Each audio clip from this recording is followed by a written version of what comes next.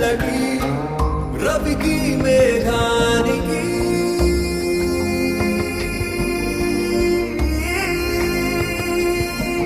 దోస్తీ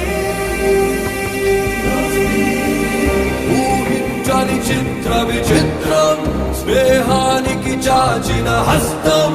ప్రాణానికి ప్రాణం